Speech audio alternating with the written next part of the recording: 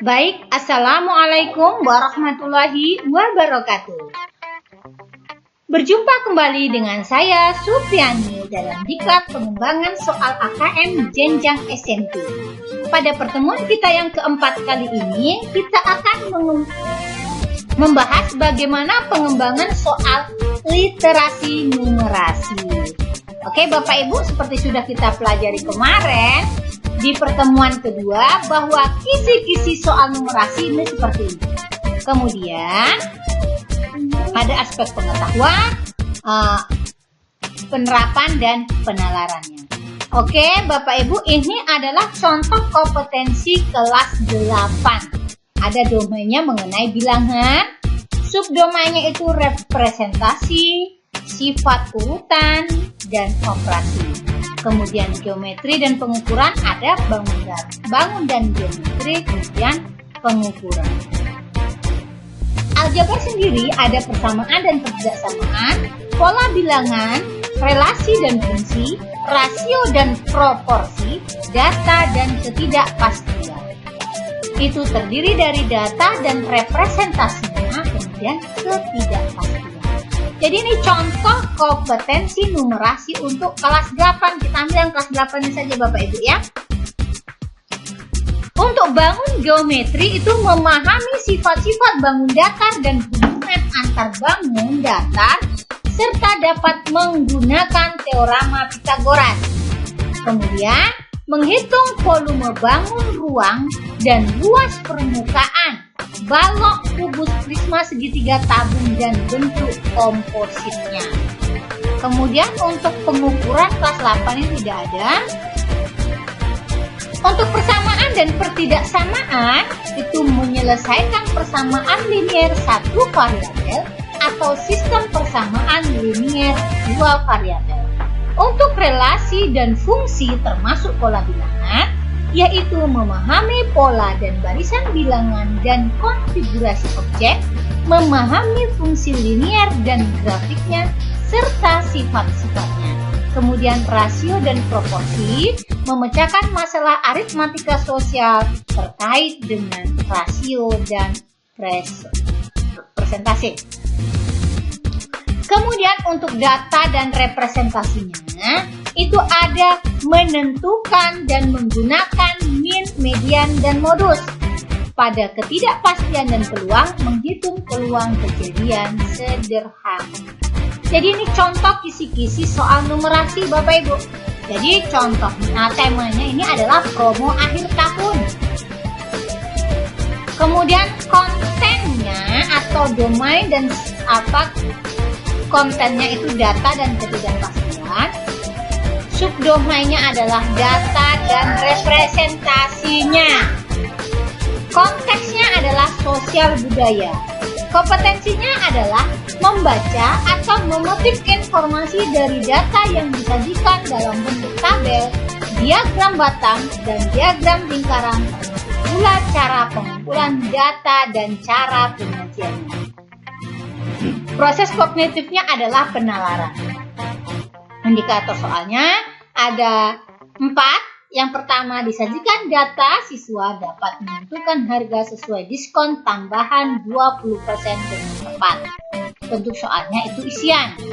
Kemudian indikator soal yang kedua, disajikan data, siswa dapat menentukan benar atau salah setiap pernyataan yang berkaitan dengan diskon dari beberapa toko dengan tepat.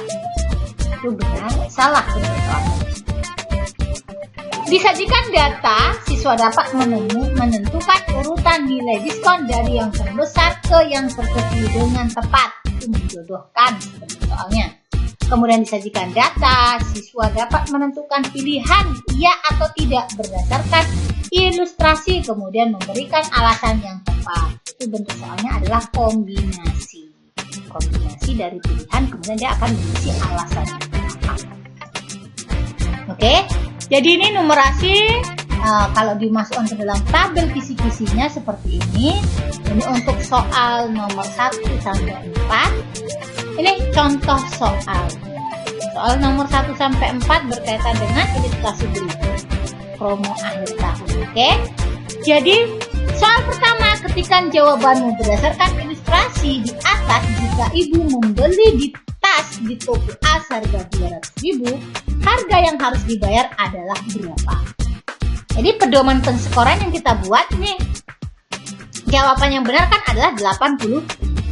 Harga setelah diskon pertama adalah 200.000 dikurang 50% dari 200.000, itu 100.000. Kemudian harga sesudah diskon kedua kan ditambah lagi, ada diskon tambahannya 20%, maka 100 dikurang 20% dari 100 adalah 20.000. Jadi total yang harus dibayar ibu adalah 80.000. Jawaban 0 jika jawaban salah atau menulis satu huruf atau ada coretan. Kemudian jawaban salah atau apalah, yang penting ada coret. Tapi kalau kodenya 9 itu tidak menjawab atau kosong. Oke. Contoh soal numerasi yang kedua. Nih, perhatikan diskon yang diberikan oleh beberapa toko yang di atas. Klik benar atau salah pada setiap pernyataan berikut. Besar diskon di toko B sama dengan diskon di toko C. Benar atau salah? Barang dengan harga yang sama menjadi lebih murah di toko E dibandingkan di toko C. Itu benar atau salah? Jadi pedoman penskorannya seperti ini. Jawabannya salah, benar, salah. Salah, benar, benar. Jadi untuk yang pertama, diskon di toko B 30%. Berarti tambah 20% kali 70%.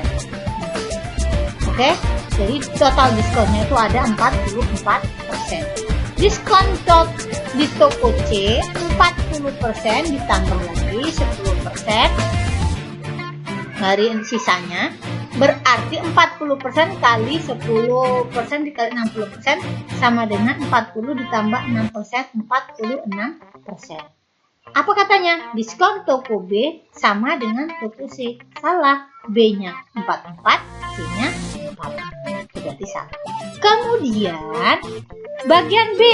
Misalkan harga barang di toko barangnya adalah 100.000, harga di toko E 100.000 dikurang 50% kali 100.000, 50.000.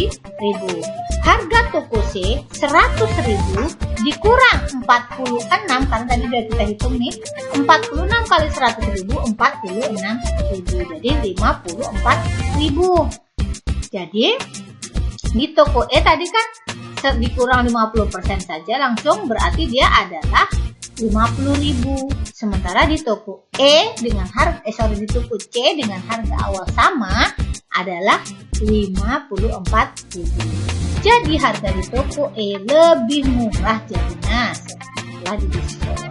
Harga barang-barang lebih menguntungkan bagi pelanggan berbelanja barang senilai 500.000 di toko E dibandingkan di toko B. Harga barang 500.000, diskon di toko E 500 dikali 50%, 250.000.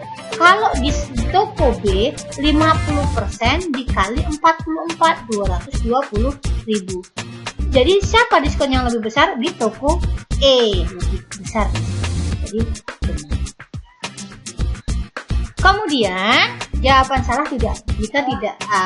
jika menulis satu huruf atau ada coretan apalah, tapi jawabannya salah. Kemudian kita lanjutkan ke soal nomor 3. Klik geser atau letakkan gambar toko ke dalam kotak kosong. Klik tombol ulangi untuk mengurutkan kembali urutan posisi atas ke bawah toko B, C, D, E berdasarkan nilai diskon terbesar sampai terkecil jika dilakukan pembelian dua barang yang sama. Jadi pedoman penskorannya ini seperti ini. Kemudian nanti tinggal diatur tempatnya. Siapa yang diskonnya paling besar. Oke. Kemudian ini soal nomor 4, klik iya atau tidak. Itu saja soal untuk pengembangan soal numerasi. Saya harap Bapak Ibu bisa memahaminya. Dan kalau masih ada yang perlu kita tanyakan atau kita diskusikan, silahkan diskusi di dalam grup. Terima kasih.